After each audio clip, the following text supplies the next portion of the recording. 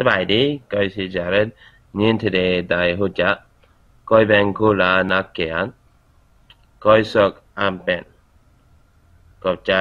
และพบกันใหม่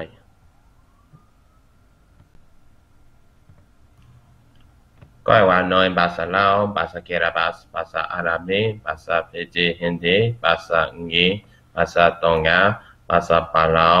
ภาษามอสีภาษากันภาษาเมียนมาภาษาฮังการีกับภาษาโปแลนด์ได้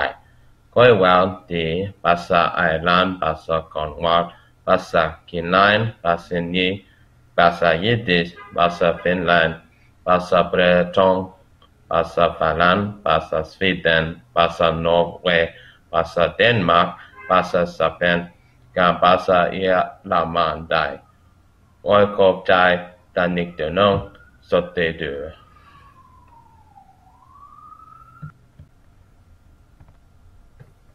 อยากมักอาหารอังกฤษได้ภาษาที่จะหันจะมักก็ได้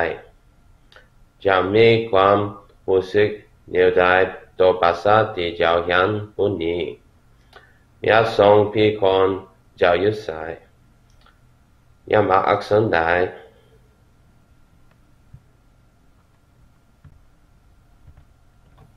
ก้อยเสียจาระกิมเบลภาษาที่นุ่งของก้อยเป็นภาษาอังกฤษและ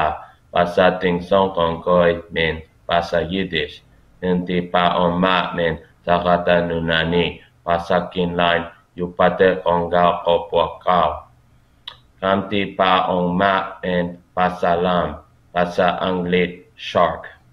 อักษรที่ป้าออกมาเป็นอักษรภาษาลาวอักษรภาษาเมียนมาอักษรภาษาสินาลาdan akson bahasa Malayalam.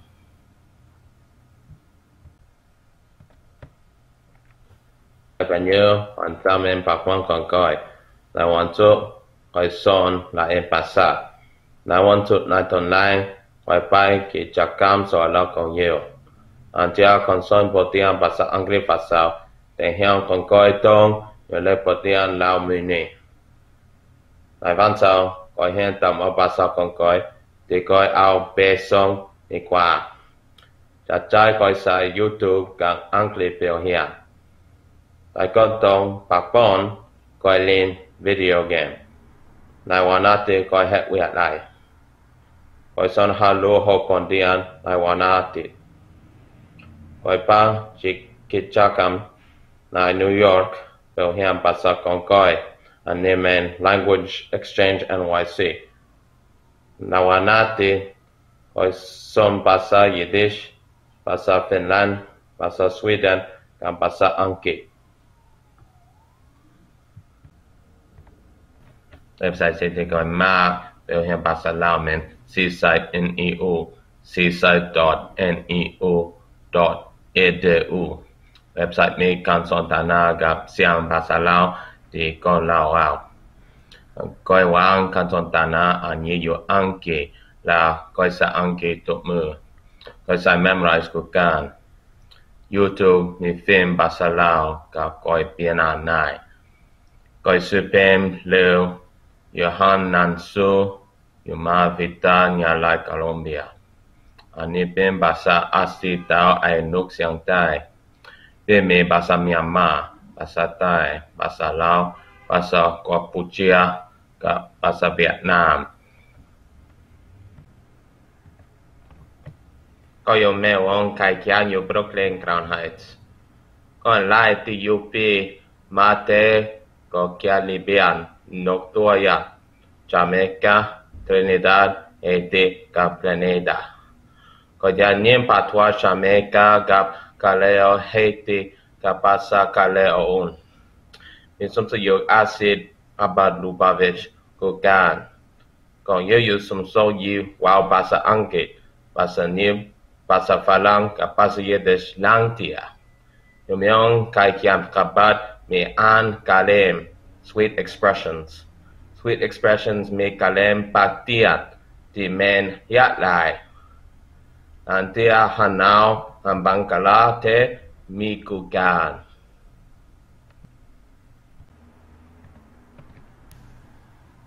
ในเดือนตุลา2017คอยต้องเจ้ากินแลน9 มื้อกินแลนแม่ปฏิสิ่งที่คอยมักอยู่ในออกคอยมาตอนที่ภาษากับผู้กองที่นำเป็นเป่านัดไล่คอยเปิดเล่าบรรดาตอนที่สิ่งที่คอยมานานุที่คือ The Beatles ของกินแลนคอยเกี่ยวกันเห็นเล่าฟิล์มไฮแฟนตาซีของอื่นของกินแลนแต่ก็ตอนนั้นนี่ภาษาเล่าอยู่ประเทศของเงาของพวกเขาเป็นวันไหนคอยเห็นวิดีโอเกมที่ตั้งที่ยุคนั้น cover any new adventures และแม่ไม่ให้กองตรงกีตาร์พวกอนุอาการของฟิล์มเล่าผู้กันไล่ตอนที่สำหรับวิดีโอเกมของคอยตอนที่ดีไล่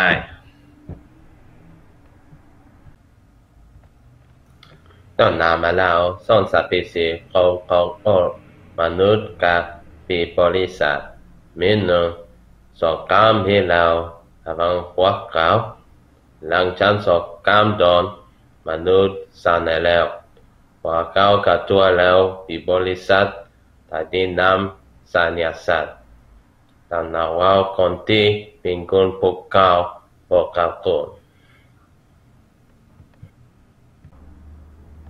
การประชาชนปฏิบัติลาวมีอันนี้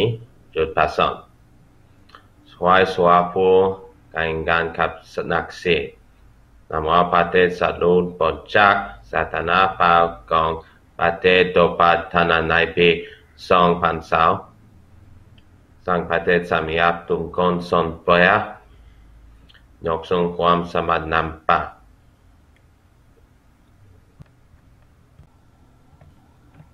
ยังฟังเป็นฟิล์มสอนบักภาษาลาว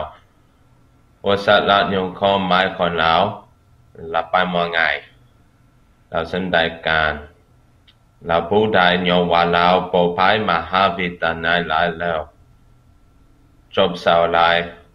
เป็นยังขังขามนุษย์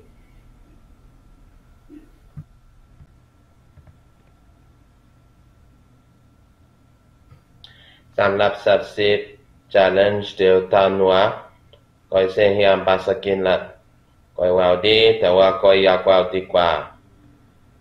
ภาษากินละมีคำที่มีหลายขั้วสาวตัวอักษรคำเสียว่าอีกมีกับแมนเป็นคำสิ้นนั่นบ่แมนคำประโยคภาษาเซนว่าภาษาลาวหรือภาษาอังกฤษสมัครแมวเนืองของภาษากินละว่าเจ้าทั้งหมดสิฟังอันนี้นายฟังทุกของคอยเดียวนา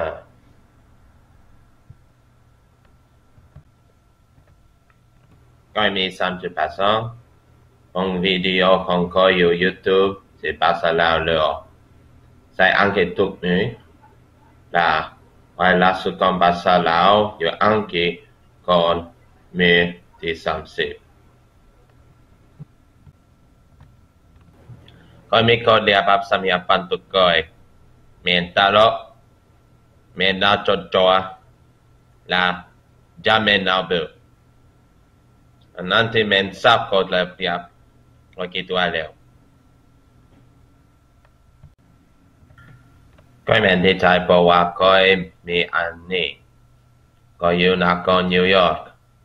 ก็บ่เมนคอนฟอร์มิสต์ก็มีหลายปุ่มก็มีครอบครัวที่สนับสนุนก็มีหมู่อยู่ส่วนหลายของบรรดาประเทศก็มีคาเลนดีไลน์อยู่บางของก็มีบล็อกกับช่องอยู่ YouTube ก็มีสื่อเสียงน้อยหนึ่งก็เรียนภาษาลาวก็มีอันกลุ่มนี้ของพวกเขาอันนี้แม่ไม่ให้คอยมาเรียนภาษาลาวคอยมาเรียนภาษาที่ประเทศทุกคอยมาเรียนภาษาที่ประเทศที่คนหลายบ่ฮู้คอยมาเป็นภาษาลาวออนไลน์ยกตัวอย่างที่ YouTube คอยมาเรียนภาษาลาวห้างอาหารลาวมีอยู่ในคนนิวยอร์กตัวเองจะคอยสิบุกเห็นหารคอยสุเบียเวียนชันได้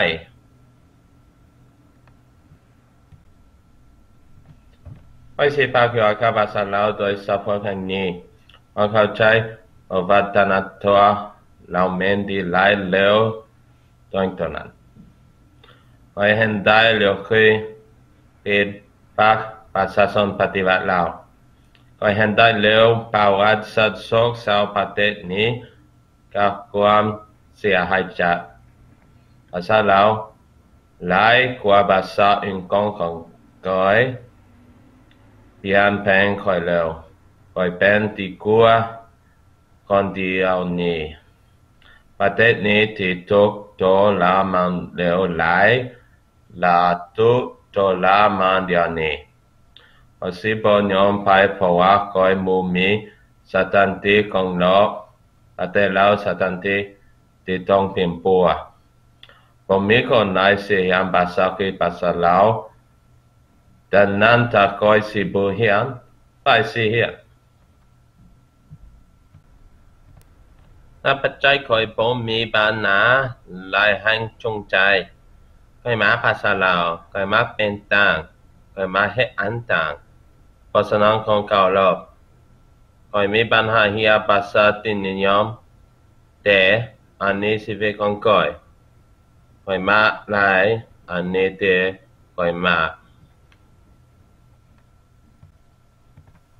ก็จะมีวันก่อของคอย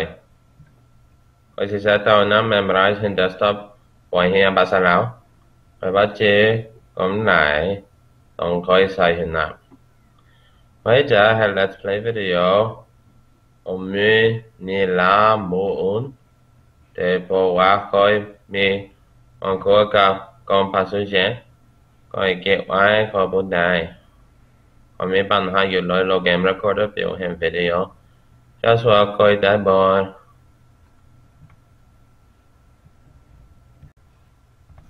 hai cho con America main otak chọc con có coi main mồm coi hán đã lại cầm hàm coi main cọp trái lại coi kéo qua coi nông đái ham xong hoàn son lại và xà láo một tuổi young phim cặp tuần tí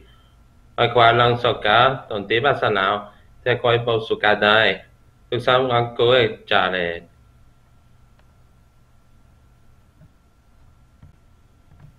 coi có trái phụ quá coi bố mẹ bàn nhật lại mình leo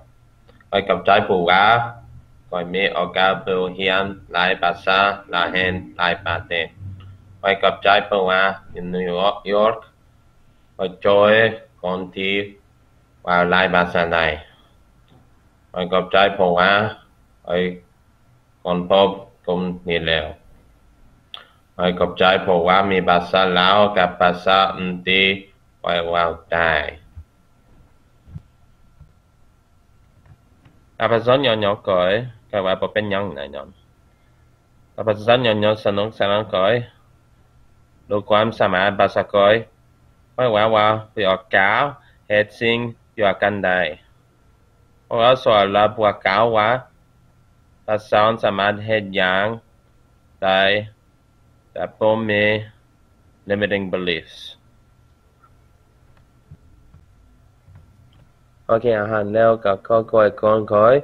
tụi mum ya coi bà leo gặp mai con coi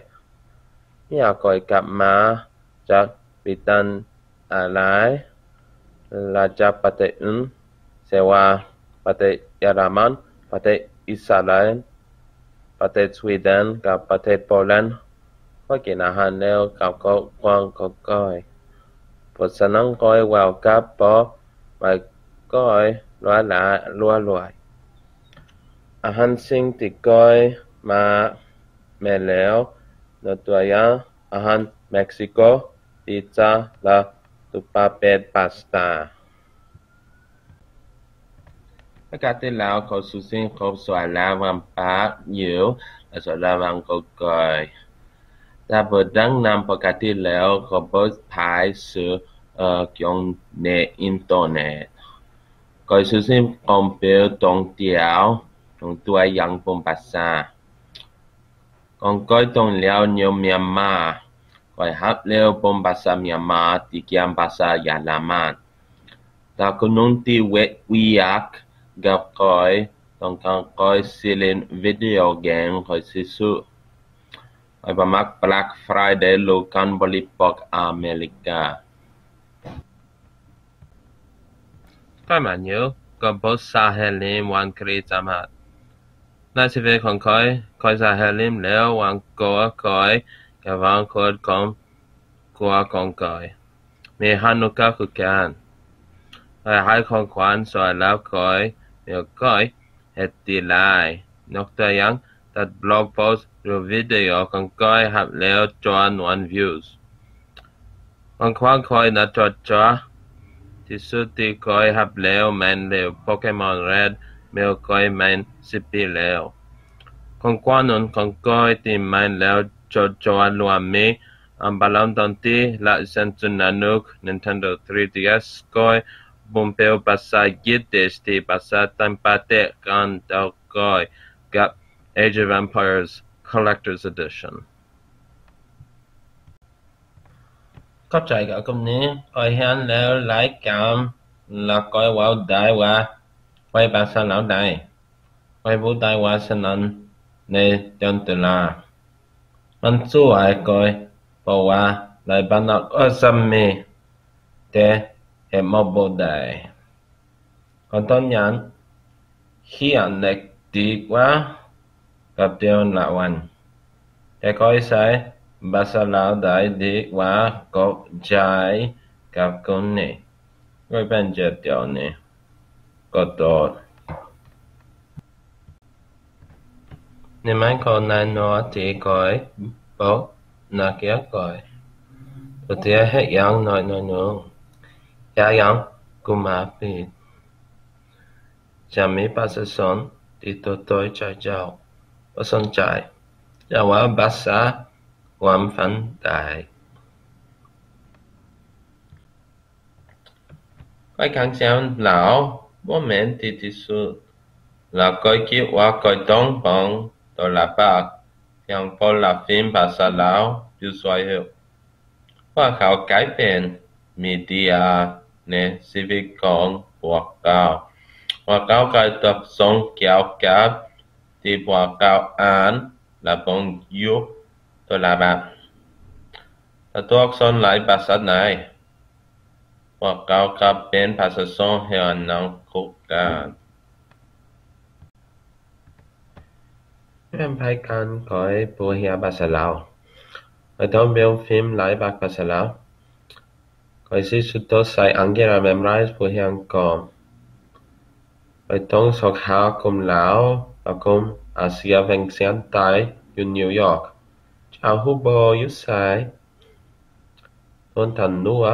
ก้อยสิเรียนภาษากินแลนด์กับกลุ่มนี้และภาษาเมียนมากับคนอื่นก้อยเว้าบางภาษากินแลนด์แล้วได้แต่ก้อยอยากเว้าดีหลายก้อยฟังแล้วเพลงหลายภาษากินแลนด์และกังเสียงก้อยมันดีแต่ก้อยอยากเว้าดีกว่ามันจบแล้วเวลาที่จะสลอง